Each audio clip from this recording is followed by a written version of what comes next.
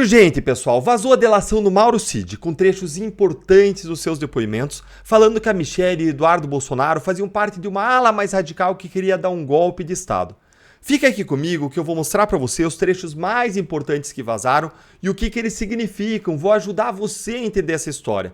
E no final eu ainda vou te revelar o que essa história mostra da hipocrisia dessa investigação do Alexandre de Moraes e qual é a força, o valor probatório desses depoimentos do Mauro Cid.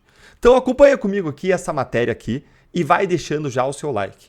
Michelle e Eduardo Bolsonaro na ala mais radical. Os detalhes da primeira delação de Mauro Cid.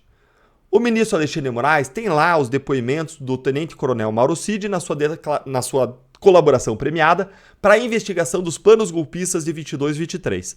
São mais de 10 depoimentos e veio à tona o primeiro, de 28 de agosto de 2023. Tem 6 páginas, algum método e menciona mais de 20 pessoas. Segundo Mauro Cid, depois da vitória do Lula, 3 grupos gravitaram ali em torno de Jair Bolsonaro. Vamos dar uma olhadinha agora quais eram esses 3 grupos. O primeiro grupo queria que ele mandasse as pessoas para suas casas, tornando-se então um grande líder da oposição. Nesse núcleo estava quem? Flávio Bolsonaro, Ciro Nogueira, o Bruno Bianco, advogado-geral da União, e Batista Júnior, brigadeiro, comandante da Força Aérea. Aí tinha um segundo grupo, então veja, o primeiro grupo mandava todo mundo voltar para casa e ele ia ser o grande líder da oposição. O segundo grupo era o grupo moderado. Ele dizia que nada podia ser feito diante dos resultados das eleições. Uma virada de mesa ia representar o regime militar por mais 20, 30 anos. Temiam ainda que os radicais levassem Bolsonaro a assinar uma doideira. E nesse grupo mais moderado estavam os generais Freire Gomes, comandante do Exército, Paulo Sérgio Nogueira, ministro da Defesa, e Júlio César de Arruda. Dentro ainda desse segundo grupo, tinha também moderados que queriam que Bolsonaro deixasse o país. E aí estava, por exemplo, Paulo Junqueira, empresário do agronegócio, que financiou a viagem do presidente para os Estados Unidos. E agora vamos para o terceiro grupo, que era o grupo radical. Esse terceiro grupo era formado pelos radicais e tinha 2 braços. Um primeiro braço radical queria achar provas das fraudes nas eleições. Um segundo braço mais radical era a favor de um braço armado.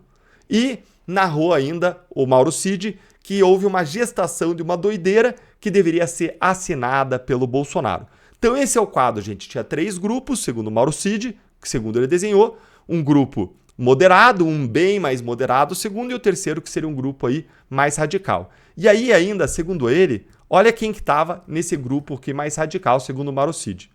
As outras pessoas que integravam essa ala mais radical eram o ex-ministro Onyx Lorenzoni, o atual senador Jorge Seife, o ex-ministro Gilson Machado, o senador Magno Malta, o deputado federal Eduardo Bolsonaro e o general Mário Fernandes, que atuava de forma ostensiva, tentando convencer os demais integrantes das forças a executarem um golpe de Estado. Mauro Cid prossegue. Compunha também o referido grupo a primeira-dama Michelle Bolsonaro. E o Bolsonaro nessa história toda? Como que ele teria agido? Segundo o depoimento do Mauro Cid, a partir de novembro de 2022, Felipe Martins teria levado um jurista até Bolsonaro em várias ocasiões para formular e para aperfeiçoar um documento que prendia todo mundo. E o documento ele foi reformado, ele foi mudado várias vezes, teve várias versões, e aí Bolsonaro teria convocado os comandantes militares para mostrar esse documento. Dentro das Forças Armadas, a matéria aqui detalha que só o almirante da Marinha que era favorável a uma intervenção militar. A Força Aérea era contra e o general do Exército entendia que não cabia um golpe de Estado. Então, a matéria vai e conclui aqui, ó. Essa reunião aí com os comandantes das Forças Armadas aconteceu no dia 2 de novembro de 2022. Mauro Cid contou que sem o respaldo dos comandantes, Bolsonaro disse que não assinaria. Isso aqui é super importante para vocês entenderem. Não assinaria o documento do golpe. Mesmo assim, estava trabalhando com 2 hipóteses. A primeira seria encontrar uma fraude nas eleições e a outra, por meio do grupo radical, encontrar uma forma de convencer as Forças Armadas a aderirem a um golpe de Estado. Esse vazamento aqui, gente, mostra 3 coisas e vai deixando seu like enquanto você escuta, porque no fim eu vou te mostrar a hipocrisia dessa delação e qual que é o valor dela ou não como prova. Em primeiro lugar, continua a não existir prova de atos de execução que caracterizem crime. Como eu já expliquei em outro vídeo no canal, que eu vou deixar para vocês na tela ao fim, até agora não surgiu prova de que houve nada além de cogitação e preparação, o que pela nossa lei criminal não é sujeito à punição. Ou seja, não importa o quão moralmente errado qualquer pessoa possa considerar o que alguém cogita, uma preparação de um crime, como a pessoa ir lá comprar uma faca para matar a sogra, ou o que for, mas isso não é punível pela nossa lei criminal. Segundo ponto, tem alguém interessado em prejudicar Bolsonaro. Segundo a imprensa noticiou, a acusação criminal da PGR contra o Bolsonaro pode sair a qualquer momento. Tem que indica que sai agora, essa semana. Então esse vazamento ele pode ser uma estratégia para desgastar ainda mais o ex-presidente e preparar um ambiente mais favorável à acusação perante a opinião pública. Em terceiro lugar, existe um sigilo na delação e nem os advogados da defesa conseguem ir lá e acessar, enquanto o conteúdo é amplamente divulgado aí na mídia. Parece mesmo que o sigilo existe apenas para prejudicar a defesa do Bolsonaro e dos outros investigados. Por isso que o advogado do Bolsonaro, Paulo Bueno, olha aí comigo, ele foi lá à rede social X para se pronunciar, dizendo aí que houve um vazamento seletivo dentro de uma investigação que se tornou insólita por sua disfuncionalidade legal, ou seja, pelas várias ilegalidades que, aliás, eu já mostrei aqui no canal em vídeos que eu vou deixar para você na tela, no fim e também na descrição. E vale lembrar, gente, depois que vazaram as conversas dos assessores lá do Alexandre de Moraes no STF, no TSE, o que ele fez? Ele abriu um inquérito para investigar o vazamento das mensagens. A Polícia Federal até intimou o ex-assessor do ministro. E agora? Será que o Moraes vai fazer o mesmo? Será que vai instalar inquérito para investigar esse vazamento? Ou como o desgaste agora é para Bolsonaro, aí ele vai deixar para lá. O que vocês acham aí? Vai contando aí para mim nos comentários enquanto você deixa o seu like. E para fechar agora, gente, qual é o valor? Qual é o valor da prova? Qual é a força da prova desse depoimento? Para você entender, porque isso é absolutamente fundamental para você entender esse caso. Como todo depoimento de delator, o valor é sempre relativo, porque você não sabe se a pessoa está dizendo a verdade ou se ela está falando aquilo apenas para ganhar uma recompensa, uma redução da pena, uma isenção, para o Mauro Cid continuar recebendo seu salário no exército, sem ser demitido, afastado. Então, como todo delator, o valor da prova é sempre relativo. Você não pode nem acusar, nem condenar ninguém só com base no que a pessoa disse, com base no que o delator disse. Não, você precisa de provas que reforcem, provas que venham e corroborem, que reforcem o que o delator disse. Só que, no caso do Mauro Cid, você precisa de mais do que isso. Você precisa de provas independentes suficientes por si só. Mas por que, Deltan? Por que você está falando isso se o padrão para delação é que você só precisa de prova de confirmação? O caso do Mauro Cid, gente, é diferente, porque o próprio Mauro Cid confessou em declarações espontâneas a pessoas próximas que ele foi forçado a dizer o que ele disse. Você já viu isso, mas vale aqui lembrar para você relembrar e entender bem esse caso.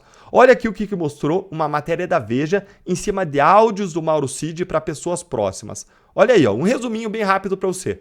Mauro Cid tem dito a pessoas próximas que suas declarações foram distorcidas, certas informações tiradas de contexto e outras convenientemente omitidas pela Polícia Federal.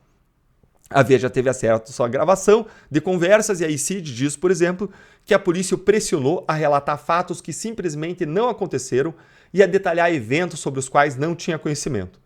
O tenente-coronel afirmou que policiais o induziram a corroborar, ou seja, a confirmar declarações de testemunhas e apontou um delegado que o teria constrangido a reproduzir informações específicas sob pena de perder os benefícios do acordo. Nas palavras do Cid, eles, os policiais, queriam que eu falasse coisa que eu não sei, que não aconteceu. Você pode falar o que quiser, eles não aceitavam e discutiam que a minha versão não era verdadeira, que não podia ter sido assim, que eu estava mentindo. Foi o que disse o Mauro Cid. E se você seguir olhando a matéria, é fácil de você resgatar aí, você vai ver várias declarações incríveis. Ó, eles, a Polícia Federal, estão com a narrativa pronta. Eles não queriam saber a verdade. Eles queriam que eu confirmasse a narrativa deles. Simplesmente isso, gente. Então, existiu ali uma pressão declarada, uma coação declarada pelo Mauro Cid. Olha aqui, ó.